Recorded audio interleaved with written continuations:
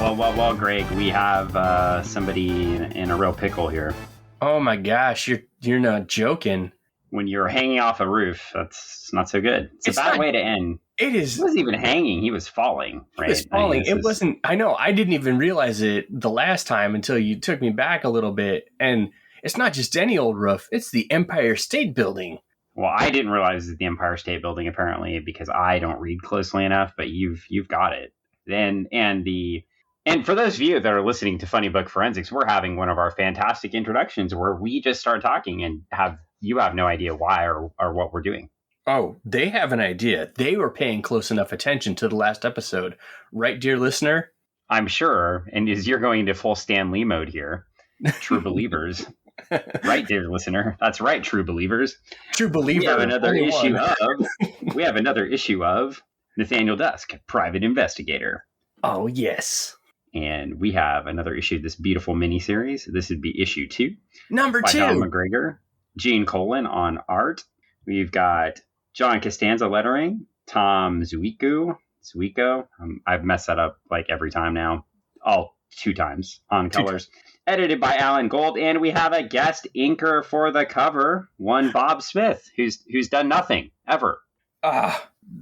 Bad Dan. Bob Smith is a legend. He is. He's just done a few things. He's just done a few things. I mean, like everyone that we talk about, he's done nothing. He is the man is pure legend. Just had his hands on every bit of our long boxes, short boxes. Every time you spun that spinner rack through the 80s and the 90s, he probably touched one of those books that you held near and dear to your hearts. Any of those super teams, the Archies, any of those books. The Archies? Yes, the Archies. Yes, he was all about and all into those. And specifically on the Archie comic strip too. Yeah. So I mean, he's just done a few things. I mean, just a few minor things. Yeah, I mean, he's only done a few things for DC Comics. Yeah, and if those things aren't your bag, then I mean, he did some work for Dark Horse, Aliens, Colonial Marines, and whatnot. But the man, he's a Pacific Northwest legend. Had the pleasure of tabling next to him once or twice, and my wife, a big fan of the Archie's books and comic strips, was like, wait, that's Bob Smith? That's the guy that did the books that I used to go to the store and buy? And I'm like, yeah, it is. You want to go talk to him? And in her total kind of like turned into a 12-year-old kid, walked over and scooped up handfuls of books to bring home. I feel like we've talked about Bob Smith before, and I'm sure we have, but I have also pulled up, you were saying, well, you'd be able to talk about Bob Smith because he's done Legion. Well, he's done a grand total of 1 Legion book. Yes, he's done 1 Legion book. He's done New Teen Titans. Of course, and I can't say 1 Legion book. He did 1 Legion book, and he also did some Who's Who in the Legion. Mm-hmm. However, he did the 1 Legion book that made me cry.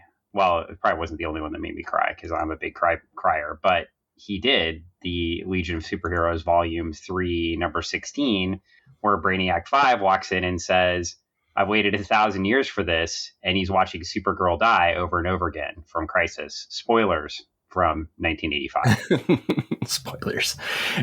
If you've ever caught any of the shows, Nerds from the Crypt, we have a lot of love for House of Mystery over there as well. So he did a lot of those, and I have quite a few of those in my box.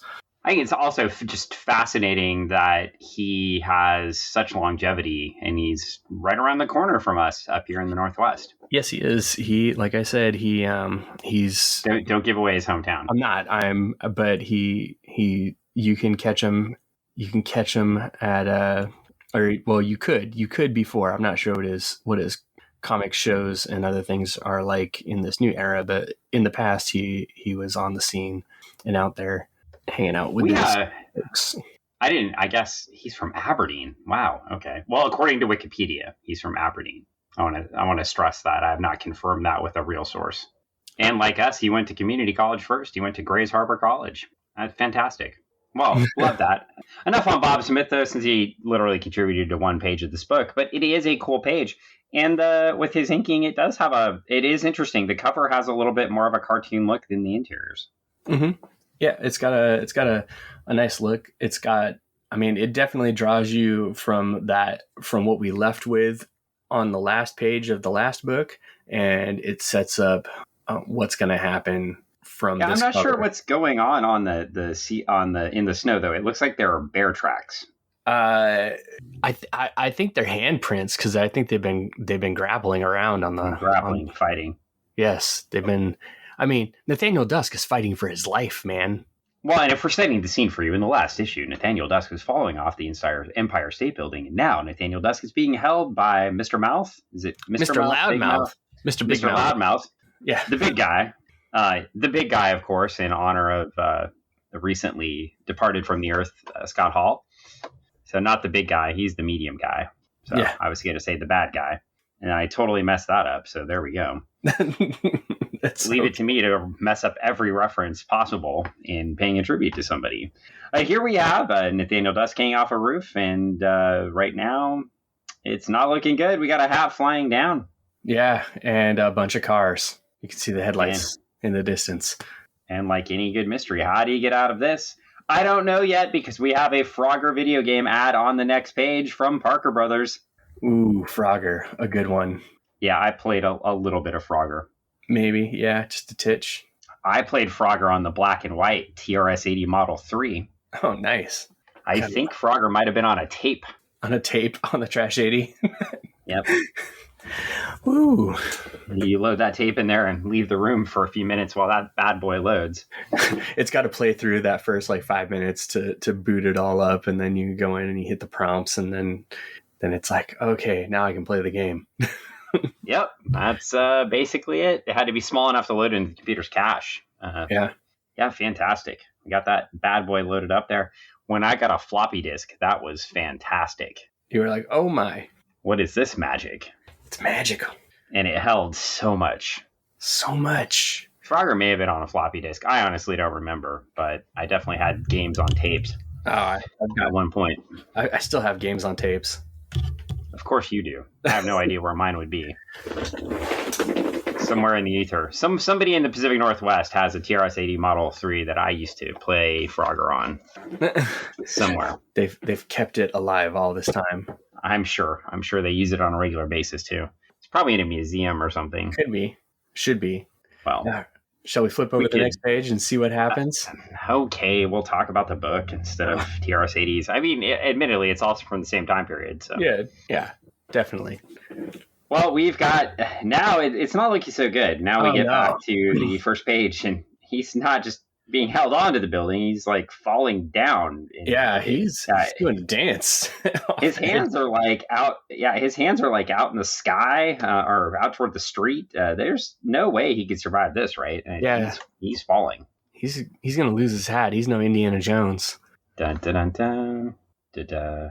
Oh, not who you're referring to. Well, it is who I was referring to, but he is definitely not him, because he saw death. He did. He's narrating his own death as he goes. He's like, the night was dark and great fear seized me, and he saw death. I saw death, he says, just like you said. And as clearly as I could see the distant city lights, and he is falling. And we get to page 2, because it's a 4-issue series. So he's going to be dying right now. And that's going to be quite the twist, right? Because who will the series be about after that? I know, right? That's what I was like, oh man, he's going to come back as something else. But Nathaniel Dusk is one hell of a gymnast, and he flips completely around and grabs the side of the building. Yep, and a foot. Yeah, and it's not looking good. Mr. Big Mouth there is fighting, and they're fighting. We've got Cadaver on the roof, so we got these 2 gangster baddies. They're out to take him out. We get really cool words and action, which I think, again, and art. But This comic is... I love the flat tones here, too. It really draws the scene. It's snowing. The tones are really flat. Mm-hmm. And it apparently nighttime as well. So you can see everything. And you've got basically a internal monologue where he is holding on for dear life. And then finally, trying to hold him up there and throw him off, Big Mouth slips on the slush and hits his face on the side of the building. Yeah. With a nice lucky for Dusk. Yeah, lucky for Dusk. He's got his knee all bent out of shape and everything. Ooh, it's ugly. Yeah, it's not good. And they keep fighting, and they fight back to the roof. And he says he uses him like a human rope ladder, drives him up. And now you get Cadaver's just back there with the gun, just sitting there, just watching everything go down. He's just waiting. He's just waiting. He's definitely a smaller guy. And then eventually here we get Dusk gets to hop himself off the roof and move on. He's getting up and he's throwing some hands. And he says, it went the other way. I think it was more willpower than any physical act that made the difference. And he's able to get out of there. And then we get an ad for Parker Brothers board games. Got these last time that are totally awesome, according to Dave Jackson, expert gamesman. He's playing all these games, but they're board games. And he is an expert gamesman. He has like some wide shades here with a dog collar with spikes on it. Mm-hmm. And that's what expert gamesmen look like. And a popped jean jacket collar. Yeah, well, after 40 hours of popping quarters into Popeye, you know. Well, but these are board games. 5 hours of 40 quarters. That's a lot. Oh, he split for home. Now you're reading the copy. See, this is where I'm behind schedule here. You're reading the copy. Yeah. I've got the new Parker Brothers arcade series. They help sharpen my strategies. I'm not really sure how. I don't know either. But he's got it. And I think the important thing is to remember is if you're going to wear a studded spiked collar, you should definitely pop your collar so nobody can see it. That's true. It's true. Hide it. Yeah. You don't want to show that off. No. That's some gel in that hair too. I mean, that's fantastic. Yeah. Yeah. He's looking good. He's looking kind of like a young Boz. He is kind of looking like a young Boz. He needs to spike up a little more. Mm-hmm. Yeah. He's got the look. Here's your $1 million ad you love. Oh, this is fantastic. Yeah, it's just, and this is just one more thing too, to think how regional comic book sales or, you know, it's interesting. We're reading this book, right, about New York, and you think comics were still sold, you know, in 7-Elevens or on newsstands. Here we have an advertisement for a store in New Jersey. And the problem number one is Spider-Man is in it. So I'm not really sure why they bought a Spider-Man ad for DC Comics. I'm amazed that DC Comics ran this ad at all. There's got to be a story behind this ad, right? They had a lot of money. And then we've got Garcia. So Garcia, 21 Law Drive, Fairfield, New Jersey, 07006. And they are selling a spinning combo fishing reel. And they've got the $1 million Christmas rebate spectacular see your dealer. So I'm wondering if Garcia was bigger than just being in New Jersey. But this is, I have no idea who these folks are. And this is bizarre to me. I don't know how this company in New Jersey would get this ad in a comic, in a DC comic featuring Spider-Man, and they run an address of just being in New Jersey. So maybe they're advertising their Garcia fishing rods that sell everywhere. Is that going to be my guess? Ask Dad to help you choose the Garcia spinning or spin cast model that's just right for you. So that must be it. It must be Garcia fishing rods, and they're sold by dealers across the country. But this is bizarre. And wouldn't Aquaman maybe be it? Well, I know that's like that sounds fishy to me. Yeah, I'm not sure. Would that be cannibalism? I mean he might do it, but I mean I don't know. What if it was like Aquaman and he could telepathically talk to the fish and bring them toward the fishing rod? Oh, that would be cool. And then you'd always get them hook, line, and sinker every time. Anyways, moving on. Next page. Wow. So, I know. I'm done with it. One more dad joke more than I want to go. Every time there's a line. Greg crosses it. Oh, I'll have more as this book goes on, I'm sure. Well, Nathaniel Dusk gets down, and Big Mouth is like, goddamn, in a comic book in 1980. Wow, they got words. Yeah, even when I was reading, as a kid, Legion book, so probably 85. It was a Tales book, so 85, 86. It was like, I'm sure I've said this on the podcast before, but one of the characters said, "Oh my God," and it was spelled out OMIGOD. All one word. and that's how they could slide it through the comics code. So anyway, they got a goddamn in here. I thought sure he was going to fall off right on his bean, and he finds a window, basically breaks into somebody's apartment or an office. Yeah, it's probably two if it's the building. It's the loud mouth. The loud mouth. You said the big mouth. Loud mouth, big mouth. For the phone, I kept thinking of Joyce. The loud mouth hadn't mentioned Joyce by name, but damn sure he had been talking about her. Uh-oh. So these two were attacking him. Now he's hoping she'll pick up the phone. And somehow these guys make it down into the building and find exactly the office he's been in. So they're quick. So, hey, they're both amazingly good and terrible at their job at the same time. Yeah. Because they certainly can track him down and they can certainly all find him, but they cannot kill this guy. He is amazing. And then he gains the strength of the Hulk and flips an entire giant wooden desk onto them, which, if you've ever been around one of those wooden old school file cabinet desks, Dusk has been eating his Wheaties. It's all about leverage, Dan. It's all about leverage. It's all about leverage. He used his legs.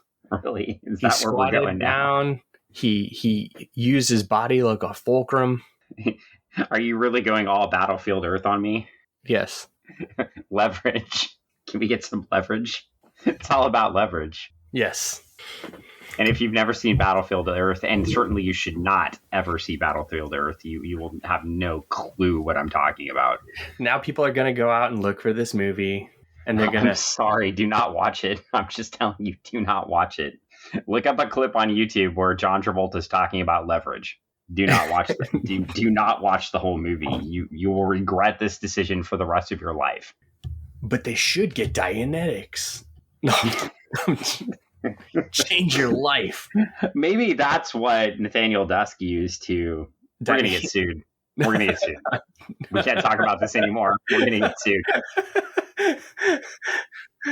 We're done. I never said anything bad. One listener, I am so sorry, but we're getting sued. It's all over. Oh man, it is. I'm sorry. Leverage comes up and it's all done. They're not a church. Anyway, I never said. We're moving on. Yeah, and the phone just kept listening ringing for the phone somehow while flipping a desk on somebody. And anyway. He said the two, he's kind of like where we are with these two. He said the two looked more like Laurel and Hardy in Seasoned Killers. But the guns in their hands were still a joke. Or weren't a joke, sorry. All the way out to the hallway, I could hear the phone ringing unanswered. So, okay, it just fell and he could just hear the phone ringing. Yeah. Okay, I got it. So, all right, and we are moving on. And he sees an officer, and the officer says, hey, don't shoot. And he's just like, says, keep your hands up. And he's like, listen close, there are two men behind me. And then, bam, they shoot the officer, and he's still running from Loudmouth and Cadaver. Yep.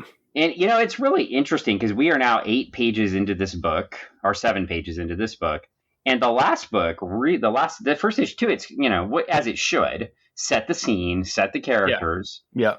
Told you everybody that, I shouldn't say everybody, but pretty much everybody who's in the book. And now we get 7 straight pages of action, moving straight into action. here.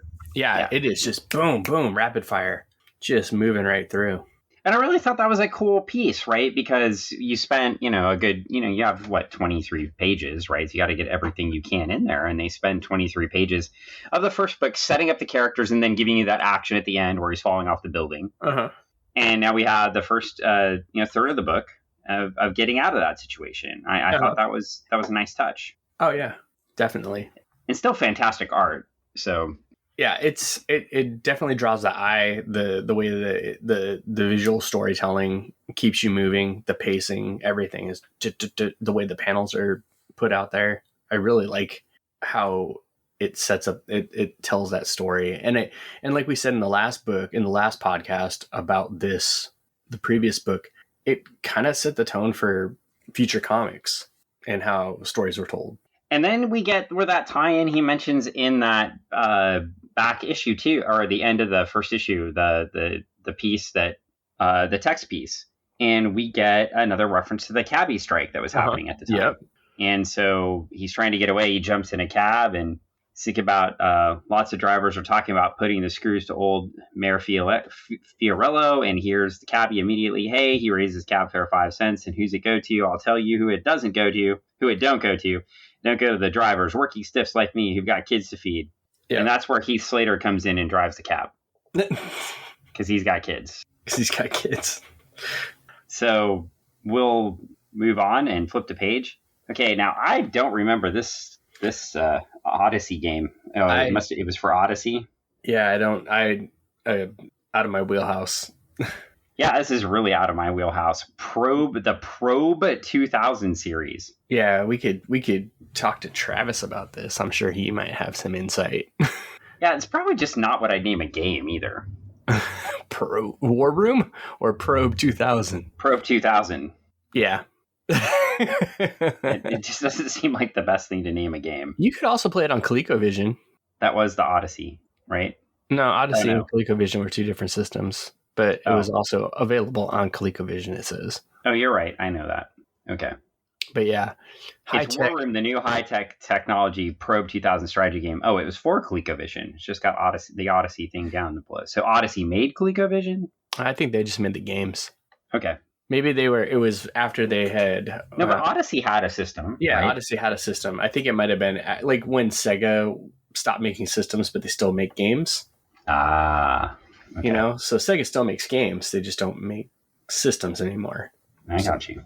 So maybe Odyssey... Nothing like Pickaxe Pete on the Odyssey, right? Yeah. Like, we promise you, it's not Donkey Kong. Yes. It's not Donkey Kong. It's Pickaxe Pete. It's just a man with a pickaxe jumping barrels and stuff. And yes. Yeah. Similar, but different. Okay. Well, anyway, we get back and Dusk gets his cab ride and he jumps out and oh man. There's cops everywhere. There are cars and cops everywhere. And there's his buddy, Lieutenant Abrams. Yeah. And he says, you don't want to go in there. And you're right. You don't. I don't, but I have to. And he runs upstairs and he gets there and there is Joyce and her blood is splattered everywhere and there are gunshots everywhere. Yeah, she's in her practical flannel nightgown. I don't think she's sleeping anymore. Oh, maybe she's sleeping forever. So where are we sitting here on this? I know it's a film noir piece, so I think it's right for the period and etc. Right, and a private investigator piece. Are we in? Well, I'll just pose the question to you.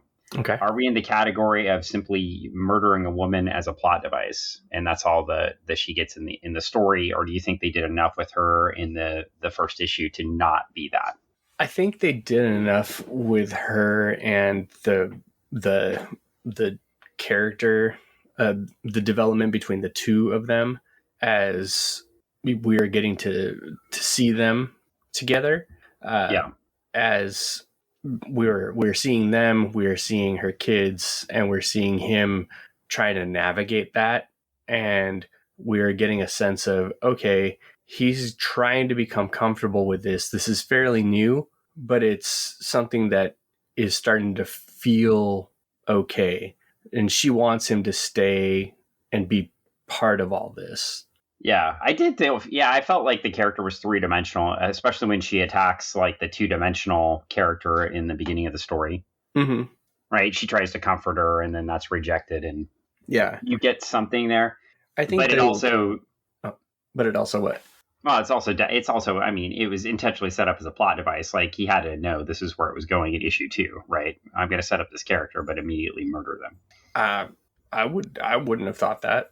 Okay. Well, I didn't think it as the reader. I'm just saying as the writer, right?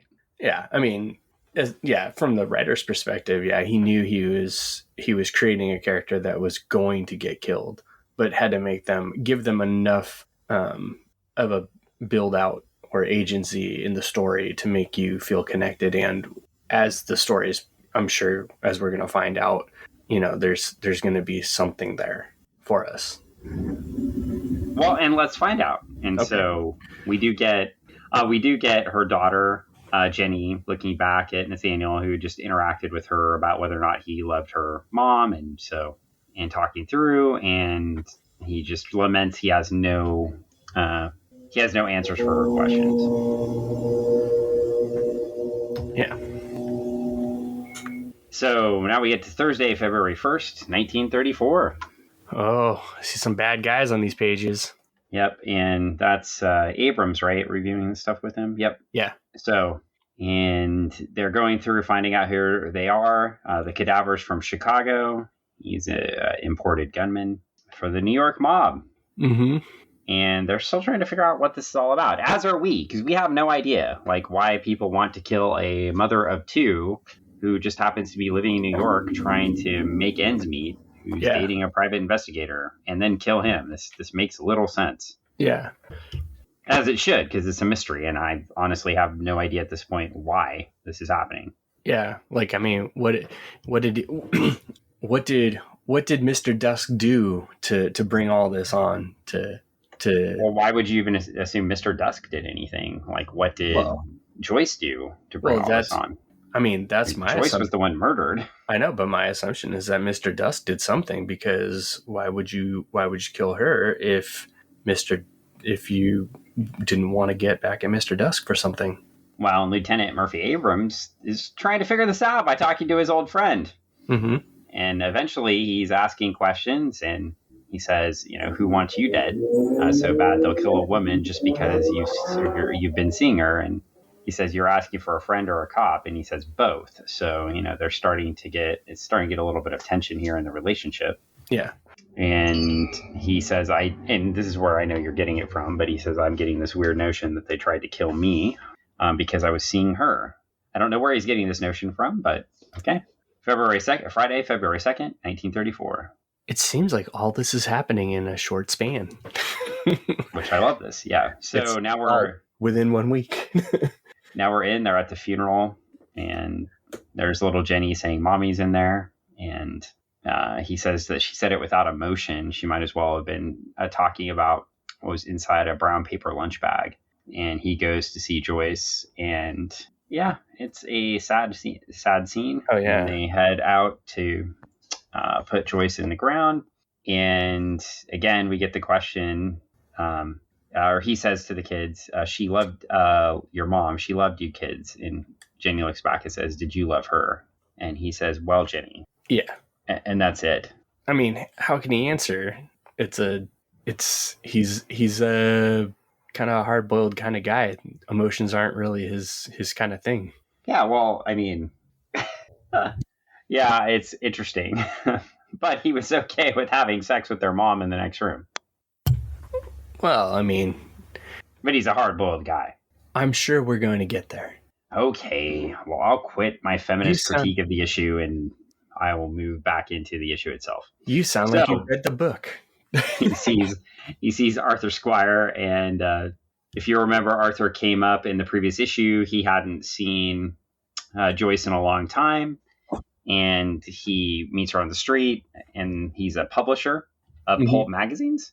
Yeah. He may be the king of comics, but not Jack Kirby. He's the other king of comics, the Schindler, the shyster, the chiseler.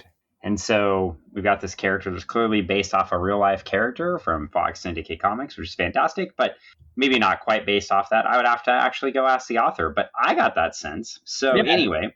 Similar enough. We get that, and they start talking. Dan, what are you trying to get us sued? No. Fair enough. Well, that was a loud water drink. You want me to edit that out later, don't you? I'm going to do it again and again and again. Oh, thanks. Always makes for fun. I mean... So anyway, he's talking to Squire. I was going to say, it's no Star Trek text alert. Hey, you only got one of those. And you'll never even notice that when it gets post. Okay, fair enough. And at least I have cool text alerts. I know. I don't like text alerts. No, you're just too lazy to customize your phone. But anyway. It's true. Or I have too much time on my hands and I customize with my phone. Maybe I should customize it with a Nathaniel Dusk-esque, like film noir type soundtrack, just in honor of this issue. Ooh. Could you? Well, what song would you have me put on there? I don't know. You don't know. Well, these are why I lead you in with a question like that, and you say, I don't know. And you're the expert in all of this. Here, you think on that while I catch us up in the story here. So Okay. Dusk is about ready to beat him up because he wants to know about Joyce's past, which is always a good thing if you want to know about somebody and you beat them up, right? And scare them. So he says, I don't want any trouble. I got trouble enough trying to get 3 pulps out a month and making sure they're not close to the Shadow or Doc Savage. We get sued. And obviously the Fox Syndicate person was in the 40s, but yeah, that's where I got, that link, right? Always putting out those comics that were very similar to the other, but not so far away that people might not make the mistake and pick us up. So he's literally just admitting to using the other characters and trying to be as close as possible to them. Similar. And so, Dusk is pretty pissed here. He's basically, I don't need to know why someone would want her dead. I need to ask someone who knew her before I met her, before she cut off her past. And the only one who fits the bill is you, Mr. Squire. So basically, he's the only person that knows. And Squire, yeah, wow. He says, I'm just going to go back into the woodwork. I don't need grief over a woman I hardly knew.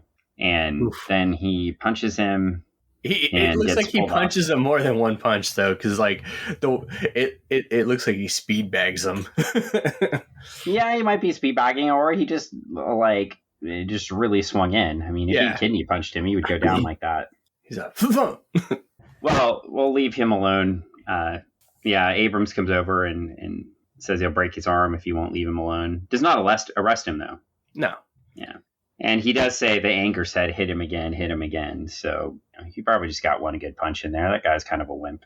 Got his good punch.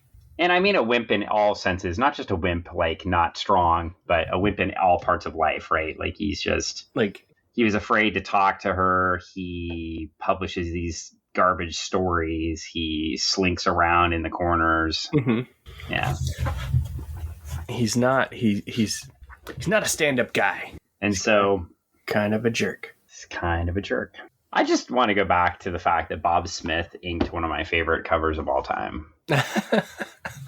I'm not getting distracted or anything, but I really like that. Now I want to meet Bob Smith, so we're going to have a table with Bob Smith. Now you're going to be like, I find out when he's going to be doing a thing again. Or we'll invite him to a place and advertise it. Well, we'll see what we can do. Okay, well, that'll probably be on you because I'm more like Mr. Squire. I hide in the corners when it comes to talking to people and inviting them places. Oh. And you're the one that actually invites them. So, well, now we get, we change scenes to the Brooklyn Bridge, staring into the East River. And we've got Lieutenant Abrams again, right, talking to Nathaniel. Yep. And they're talking, and he's like, hey, it's really bad what happened, says the detective. He doesn't know what's going on. And Dusk reveals, Abrams, I'd been in bed with that woman for the past 3 months. We did everything a man and woman can do, things I had no idea women would do and enjoy them. And he is crying. So now he's crying. It's weird, though. The dialogue's interesting to me that he still won't admit he's in love with her, but he links everything to sex. Mm-hmm.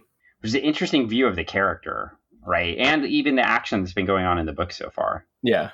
But even through all that, he can't admit that he loved her. Right. He all has to link it to the fact that he was going over there for sex. Mm-hmm.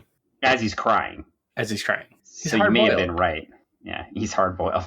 Well, we flip a page and you could buy an authentic shark's tooth pendant on a chain for $9.95. I have one. It's awesome. From Garo Sharko. And you could also send money to the Marsh of Dimes. Sweet. Anything else on this page you want? An NFL bike tag for $1.50? Got one. Used video game cartridges? Savings up to 75%. We buy and sell. I'm gonna send a letter. Is Golden State Comics still in business? I don't know. Probably not. 25 cents for comics selling list and free protective comic bag. Ooh. I don't know. They might be. Who knows? Maybe. I mean, obviously Mile High Comics. How about Centro Comics in New York? Maybe. I don't know. I mean, they had their own logo. It's pretty cool. That is pretty cool. Maybe you should hit up this Atlas body in 7 days. 7 days? Oh, man. Man, I do believe in dynamic tension and resistance workouts, but I don't know that you're going to get there in 7 days. Man, I'd be not just you. I mean, anybody. That would be quite the I think you'd be in a lot of pain if you try to I'm going to get there in 7 days. Yeah, like all day. Maybe that's how Nathaniel Dusk was able to grab onto the side of the building, though. He'd been doing that resistance tension. He's got that Atlas body under that trench coat. He'd been doing dynamic tension and then releasing that tension. See, and that's why he's crying. Yes. Yeah, that's why he's crying now. Like, how do I do my dynamic tension workouts now? I don't have any way to release the tension. I'm just going to be stuck there forever. Jeez. Well, then we get more Warlord toys. So, oh, man. I hope Mike Grell made a crap ton off of these. That'd be cool. Eric, Remco brings you. Is that Warlord. Eric, Son of Thunder? I hope so. Could be. I do hope Mike Grell made a ton off these, but probably not. Since he was also doing John Sable at the same time. Yeah. Well, now we get Dusk, and in the Dusk, he goes back to his house / office / liquor store / bar / everything, and he pours himself a nice drink there. Mm-hmm. Something I'll probably do after this podcast, considering I just got back from a trip and I'm tired, or I'm just going to go in and fall asleep because I slept for like 12 hours last night. Well, no, not that long, like 10 hours. And then lucky, I'm still beat up and tired because I slept for 3 hours on Sunday night. I wish I could sleep for 12 hours or 10 hours or whatever. Well, you could go to sleep right now while I'm talking right in the middle of it. And then like our one listener, you could definitely do like the Bugs Bunny snoring. That's fantastic. And then our one listener would be like, where did Greg go? And I would just keep talking and I would keep feeding you lines like drinking and stuff, and you would just be gone. And so the phone rings and he answers it and he asks, who is it? And he says, it's Arthur Squire again. And he says, I need to talk to you at 311 Division Street, apartment 3L. So Dusk heads out and he heads back to Oscar and asks him about his kid, Albert, and things haven't changed. He grabs a pulp called Master Detective that looks like it has Arthur Squire's picture on the front. It does. How convenient. And so they're talking about little Albert, and then he asks him where he gets these magazines from Arthur Squire, and the newsstand guy's like, I sell them, I don't read them. And he asks him then, he says, are you on your way to see the guy who prints these rags? That seems like a forward question. I don't know why he would be thinking about that. And he says, yeah, if he gives me some free copies, I'll pass them on to you. So they're kind of exchanging in the back. And now we get him and he shows up at the apartment. He rings the buzzer. Nothing's happening. He decides since nothing's happening, it would be a totally good idea to break into the house. Yeah. Because that's what you do when people aren't responding. You break in. Well, I mean, next time I go to your house and I ring the doorbell, and if I don't hear anything except the dogs barking, I'm going to break in. And then my grandma will greet you with wonderful Japanese food and good company. Or she'll hit the medic alert button on her medic alert, and the police will come. Oh, well, that wouldn't be so good either. That's the plan. That's what she's been told to do. Well, I will remember that if I ever break into your house, that I'll make sure the dog is with me. And then she would not do that. She would, in fact, just play with the dog. I don't know. Depends on grandma's mood. Yeah. Well, anyway, we have exactly what you would think would happen if Squire called. Yeah, he's dead. He's dead. So Joyce is dead. Squire is dead, and he can't reveal her past where he knew her before. And then he says, I never heard a sound. It was disturbing at first. And then here we go. Somehow these guys know where he is again. Man, it's Cadaver and Loud Mouth. And this time they got a gun and a knife. He's like, kitchen was no place for a gun battle. And no. Or a knife fight, apparently. Though I would think a kitchen would be an appropriate place for a knife fight. Yeah, but if the other guy's got a gun, I think he's out weaponed. Yeah, I just think he'd have a lot of ammunition. Well, he fires back and heads down the fire escape and runs. He's like, I gotta go. He's got a jam. And then we get an advertisement for the Zorcom spaceship. Man, that thing looks awesome. It really doesn't, actually. It's a big cardboard box. Yeah. Well, anyway, moving on. I don't have much more to say about the Zorcom spaceship. Let's find out where you send away for this. Utica, New York. Maybe we should reach out to Zorcom Enterprises and see if they're still in business. And get awesome voices and laser battles and beasts come to life from Soundtrack. I'm sorry, I'm going to clickety clack on my keyboard right now because I am look fascinated. I'm not seeing anything from Zorcom Enterprises right now. I do see a trademark. I did. The first thing that came up was Trademarkia, whatever website that is, and trademarked by Zorcom Enterprises, Inc. Interesting. Okay. Games, playthings, gymnastics, and sporting articles not included in other classes, decorations for Christmas trees. So it's quite the combination there. Games and playthings, gymnastics and sporting articles, and decorations for Christmas trees. These are the things that they were trademarking under Zorcom. Anything. Okay. There you go. Well, it sounds great. Zorcom Enterprises. All right. That's what I know. Well, we're moving on away from Zorcom and into Nathaniel Dusk. And he is running, and there is a train because we are in New York, and here we go. And they mentioned the L. Now, I have a dumb question. I've been wondering about this as we've been reading this book. The L train is in Chicago. Is that correct? Oh, I think anything that's an elevated train is called an L. Oh, okay. So the L train is also in New York. Yes. And then if it has a big concrete track under it, it's a monorail. Yes. Well, that'd be because it's one rail. One rail. Right. Okay. We have a monorail in Seattle. We do. There's also a monorail at Disneyland. Yes, there is. So, what most towns need is a monorail. What most towns need is a viable mass transportation system that effectively gets people from one area of the town to another. A monorail. Which would lower the amount of traffic. Yeah, I just don't know that just a monorail would do that. You need like several monorails. Yes and no. But moving on. You need like 4 of them going on at the same time. What we need is Hyperloop technology. I mean, it's there. It's just not there. Well, anyway, so now we're back in, and man, they are really mean to public servants because they're picking on the L train, like the Transit Authority. Yeah. Yeah. See, Chicago Transit Authority, CTA, like, Chicago, the band, right? See, L train. See? That's where I was putting all this together. Okay. But I mean, you're right. I guess there's an L train in New York. I'm just gonna run with that. There probably is. I'm sure you're right. It's an elevated train. Well, anyway, Loudmouth shows the elderly gentleman who is the transit authority officer his gun and asks him if he wants a nickel for the fare.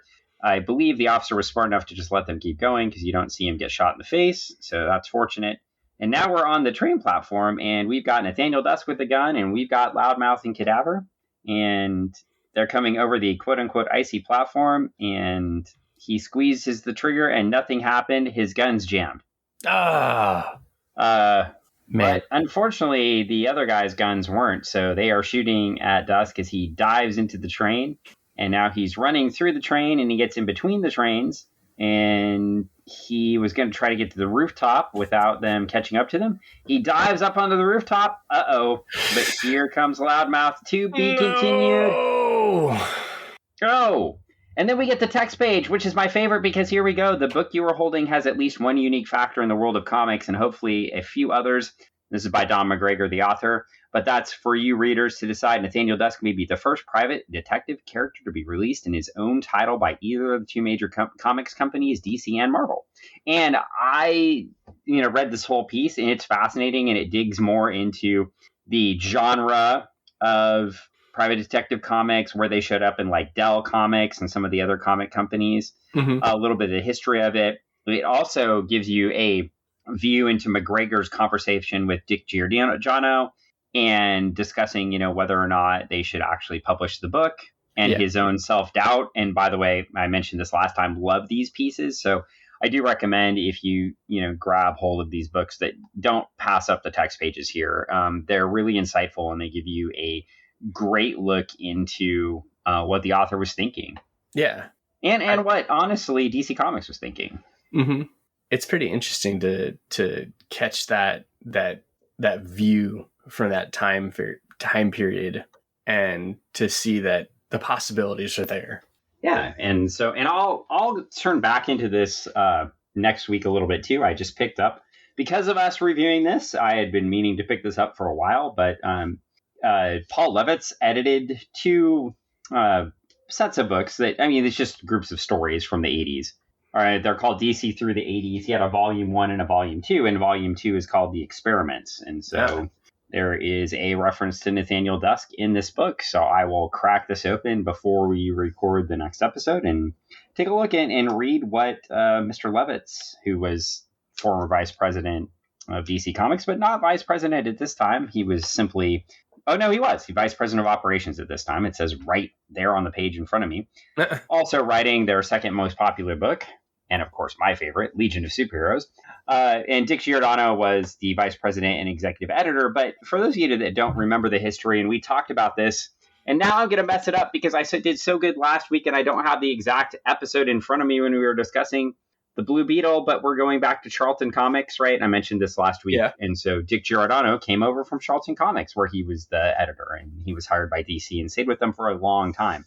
So with that idea in mind, he was the pitch guy, and he was really excited about doing some other things. And of course, as we mentioned last time, DC had to try some other comics because Marvel was kicking their ass. Yeah. And this DC through the 80s is an interesting look at sort of the precursor to something like Sandman, right? Getting into those books and seeing what worked and what didn't. And we do know that Nathaniel Dusk gets a second miniseries. So, I don't want to spoil the first one. So that maybe mean he doesn't die in the car here. Oh, whew. I know. So I've set your all's minds at ease. But yeah, just kind of thinking about like what the future of comics looks like and what DC has to do to try to get maybe some market share back or just some eyes on their books and, eventually getting like into Vertigo comics, like just trying some different things. But I will say, this wasn't the only thing they tried. They tried to be funny. They tried some other things. So, you're looking at all sorts of attempts like Angel Love and Captain Carrot and the Zoo Crew and Amethyst and all sorts of different things here that you might be thinking of. And Swamp Thing and a book called Watchmen. You may have heard of it. Never. Angel Love, though, it's an interesting. That's like it's interesting that you bring that up. It's such a sweet book, and it kind of like echoes a lot of the same kind of feels that if you grew up reading Kathy in the comic strips, and it's a little more of a grown up. Like she has a lot more stuff happening, but it's got that kind of that kind of feel and that kind of art style to it. Yeah, it does, and of course too. Yeah, it has a very comic strippy art style, and of course they reference Ambush Bug here too, which was the first. I want to say the first character to do it, but really Ambush Bug is the precursor to Deadpool, right? Talking, breaking the fourth wall, right, and constantly talking to the reader. Yeah, never. DC did it first. So, and Ambush Book, I have not. I quit reading the Suicide Squad books because I felt like the Suicide Squad series has just kept annoying the piss out of me by being terrible. And so, apparently, they're really great right now. And I missed the whole run. Ted Kord was back in the book, and now Ambush Bug is in the book. Oh, really? Yeah, and I guess I was listening to another podcast about comics. Oh, about the Legion of Superheroes. I know, this is a shock to everybody. Called Legion of Substitute Podcasters. That's a free, I guess, plug for our one listener. They just finished their 700th episode. 700 episodes. Yeah, on one supergroup. Anyway, they were mentioning that Ambush Bug is now appearing in Suicide Squad. And I almost want to read it. So apparently, what was his name? Bloodsport or whatever? The guy from the movie, which you haven't watched yet, puts his helmet on from the movie that didn't appear in comics. And I guess Ambush Bug starts making fun of his movie helmet, like right in the middle for the reader. So completely breaking character, just making fun of the fact that the movies are crossing over with the comics, like for no reason. Yeah. So nice. I think that's fantastic. Well, we are done with this issue, because that's it. And we've got two more ads here.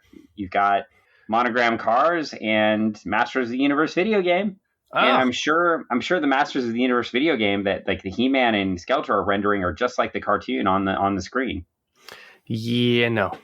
Oh, it wasn't just like it? No. Oh, okay. Was Pfister in the game? I don't know. I think it might have been too early for him. I think it's a little early for Pfister. This is 1983. He was at the end of the cartoons. Yeah, I mean, because you've really run out of ideas for superheroes when you can only create a guy that can shoot things from his fist. Yeah, and also has one of the most ridiculously hilarious names of any character in any genre ever. But leaving that for now, because this is the end of Nathaniel Dusk, number 2. The end of the world as we know it, and I feel, well, fine. So I guess that's all we're doing for Funny Book Forensics, and we'll see you next time. Next time. Maybe, if we survive the train. If we survive the train.